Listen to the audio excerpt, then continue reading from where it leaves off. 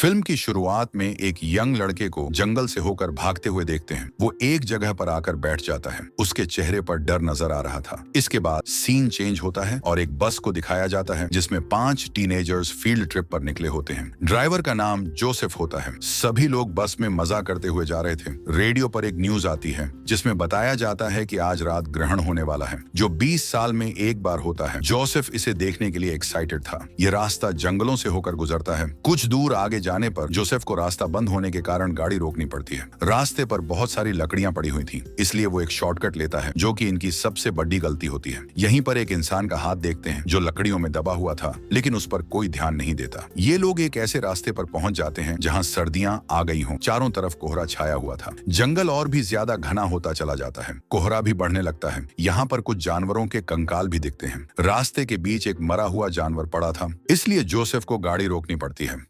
Joseph उसे हटाने के लिए जाता है। जब वो वापस लौटता है तो उसके साथ एक आदमी होता है जिसने जोसेफ को गन पॉइंट पर ले रखा था। इसका नाम पेट्रो है, जो एक साइको किलर है। ये बच्चों को अपना शिकार बनाकर उनकी जीप काट लिया करता था। 2 साल पहले इसे पुलिस ने अरेस्ट कर लिया था, लेकिन कुछ दिन पहले ये भागकर इन जंगलों में छिप गया। इन बच्चों को होस्टेज बनाकर ये शहर जाना चाहता था। सभी बच्चे इससे बहुत डर जाते हैं। जोसेफ उसके कहने पर ड्राइव करने लगता है। ये लोग एक टनल में एंटर करते हैं जो काफी बड़ी थी। यहाँ एक बोर्ड पर लिखा था कि ये एक मिलिट्री जोन है और इसमें आम लोगों का जाना मना है, लेकिन उस पर कोई ध्यान नहीं देता। कुछ देर बाद इनकी वैन खराब हो जाती है। पेट्रो एक बच्चे को इसे जल्दी ठीक करने के लिए कहता है। जोसेफ पूरी कोशिश करता है, लेकिन उसे कुछ समझ नहीं आता। इन्हें बस की रोशनी में दूर सड़क पर कोई चीज नजर आती है। वो चमगादड़ जैसी दिख रही थी। उसे चेक करने के लिए पेट्रो जोसेफ को भेजता है। अचानक से टनल्स की लाइट चली जाती है। जैसे ही जोसेफ उस चीज के पास पहुंचता है तो वो चीज उठकर खड़ी हो जाती है। वो उसकी जान ले लेती है। अंधेरे में कोई भी कुछ देख नहीं पाता, लेकिन जोसेफ की चीखों से सभी डर जाते हैं। पेट्रो बहुत डर चुका था। वो यहाँ से निकलना चाहता था, लेकिन गाड़ी की चाबी जोसेफ के पास होती है।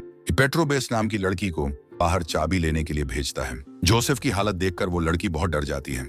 बेस को टनल के कोने में एक साया नजर आता है। जैसे ही वो टॉर्च ऑन करती है, वो एक कोने में छिप जाता है। वे समझ जाती है कि ये वही क्रिएचर है जिसने जोसेफ की जान ली है। बेस भागकर वापस गाड़ी में आ जाती है। जो भी उसने देखा वो इन सभी को बताती है। अब रेजी उस चाबी से इंजन स्टार्ट करने की कोशिश करता है, लेकिन बस खराब हो चुकी थी। अचानक से उन्हें बस के ऊपर किसी के पैरों की आवाज सुनाई देती है। ये लोग बस में भी सेफ नहीं थे। पेट्रो ऐसे मरना नहीं चाहता था, इसीलिए वो उस क्रिएचर का शिकार करने बस से उतर जाता है, लेकिन पेट्रो की जान चली जाती है। बच्चे बस का दरवाजा बंद करके किसी तरह से अपने आप को बचाने की कोशिश करते हैं, लेकिन वो खतरनाक क्रिएचर अपने नाखूनों से दरवाजा खोलकर बस के अंदर आ जाता है। डर से सभी लोग चिल्लाने लगते हैं। वहीं दूसरा दरवाजा भी जाम हो चुका था। इस सब में बेस को याद आता है कि उसके लाइट दिखाने पर ये क्रिएचर छिप गया था। इस बार भी यह वैसा ही करती है। ये सभी उसे फ्लैश लाइट से डराकर बस से बाहर कर देते हैं। टनल के पास से ही उन्हें एक साइड वे मिलता है जहाँ से ये नीचे जाने लगते हैं, लेकिन नीचे बहुत ही ज्यादा अंधेरा था, इसलिए इन्हें यहाँ पर कुछ समझ नहीं आता। ये लोग एक रास्ता पकड़कर एक रूम में चले जाते हैं। यहाँ पर बहुत सारे कैंडल्स पड़े हुए थे। साथ ही एक फ्लोर मैप था जिनसे इन्हें पता लग जाता है कि जनरेटर कहाँ पर है।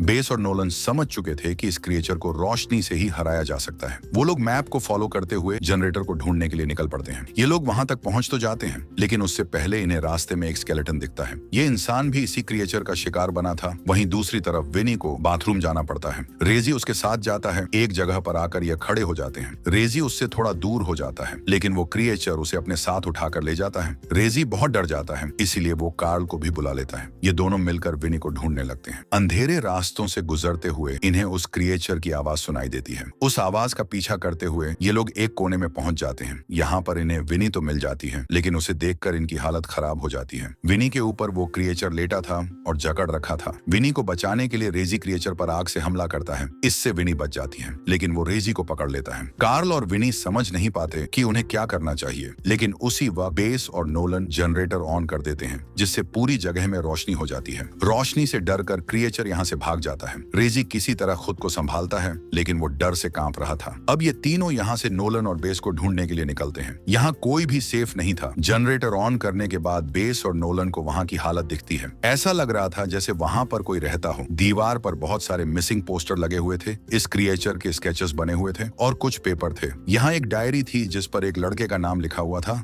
ये वही लड़का था जो मूवी की शुरुआत में भागते हुए नजर आ रहा था। ये 40 साल पुरानी बात है, जब वो लड़का और उसकी बहन ऐसे ही टहलते टहलते इस क्रिएचर की टनल में आ पहुंचे थे। उसने कभी सपने में भी नहीं सोचा था कि उसकी बहन की जान क्रिएचर की वजह से जाएगी। उस वक्त उसके पेरेंट्स और पुलिस ने इसकी बातों पर विश्वास नहीं किया था। लड़का अपनी खोज जारी रखता है। 20 साल बाद वे इस टनल में वापस आ गया। इसी को उसने अपना घर बना लिया। यहीं रहकर इस क्रिएचर के बारे में क्लूज इकट्ठा करने लगा। उसे इस क्रिएचर के लाइट सेंसिटिव होने के बारे में पता था, इसीलिए उसने एक हाई वोल्टेज मशीन बनाई जिसकी रोशनी से वे इस क्रिएचर को काबू कर सके। लेकिन इसके पूरा होने से पहले ही क्रिएचर ने उसे मार दिया। इसके पूरे 20 साल बाद इनका ग्रुप इस टनल में आकर फंसा है। इन्हें पता लगता है कि यह क्रिएचर एक पैरासाइट की तरह जो इंसानों और जानवरों के ब्लड से खुद को जिंदा रखता है। इन पांचों का प्लान इस टनल से बाहर निकलना था, लेकिन इन्हें एहसास होता है कि इन्हें उसका अधूरा काम पूरा करना चाहिए, वरना इस तरह से ये क्रिएचर आधे शहर को खा जाएगा। उस क्रिएचर के जिंदा रहते हुए ये लोग यहाँ से भाग नहीं सकते थे। विनी बहुत ज्यादा कमजोर हो चुकी थी, वो ज्यादा भाग नहीं पाएगी, इसलिए ये लोग एक प्लान बनाते हैं। वो उस मशीन को ढूंढ निकालते हैं और उसके सभी कनेक्शंस आपस में जोड़ देते हैं। ये मशीन काम के लायक बन चुकी थी। नोलन एक बार फिर से जनरेटर ऑफ कर देता है। रेडियो की आवाज और विनी के खून से उस क्रिएचर को बाहर निकालने के लिए ललचाता है। प्लान यह था कि उस क्रिएचर के मशीन के सामने आते ही बेस जनरेटर ऑन कर देगी। रोशनी से ये क्रिएचर अंधा हो जाएगा और तभी यह उसे जलाकर मार देंगे। ये लोग अपना प्लान शुरू कर देते हैं। वो क्रिएचर इनके सामने भी आ जाता है, लेकिन जनरेटर का हैंडल इतना ज्यादा टाइट था कि बेस उसे उठा नहीं पाती। रेजी उस क्रिएचर के सामने था। नोलन उसे बचाने के लिए आवाज करके उसका ध्यान अपनी तरफ खींच लेता है। बेस भी इसी तरह से नोलन को बचाने के लिए आवाज करती है। फिर से ये क्रिएचर को उस मशीन के पास लेकर आते हैं। नोलन पूरी जान लगाकर उस हैंडल को खींचता है, जिससे हाई वोल्टेज रोशनी से पूरा कमरा भर जाता है। इस बार क्रिएचर की हालत खराब हो जाती है। तीनों लड़के मिलकर उस क्रिएचर पर हमला कर देते हैं। दोनों लड़कियां मैप फॉलो करते हुए बाहर की तरफ भागती हैं। बाहर सुबह हो चुकी थी। दिन की रोशनी में वो क्रिएचर बाहर नहीं आ सकता था, लेकिन पीछे से वो क्रिएचर आ जाता है। असल में यह उनके प्लान का एक हिस्सा था। टनल के अंधेरे से तीनों लड़के हाथ में मसाल लेकर इसी तरफ आ रहे थे। ये क्रिएचर इनके जाल में फंस चुका था। लड़के पीछे से उस क्रिएचर में आग लगा देते हैं। इनके सामने ये क्रिएचर आग में जलकर राख बन जाता है। ये पांचों उस टनल से बाहर निकल जाते हैं। विनी का इलाज किया जाता है। ये लोग पुलिस को बताते हैं, लेकिन इन पर कोई यकीन नहीं करता। अगले दिन एक ऑफिसर उसी टनल को चेक करने के लिए आते हैं। जैसे ही वे टनल में एंटर होते हैं, उन्हें किसी जानवर की आवाज सुनाई देती है। उनका टॉर्च खराब हो जाता है। उसके पीछे अंधेरे में वही क्रिएचर नजर आता है। इस ऑफिसर के साथ क्या होता है ये तो नहीं दिखाया जाता, लेकिन अंधेरे में इसकी चीखें सुनाई देती हैं और इसी के साथ ये मूवी समाप्त होती है।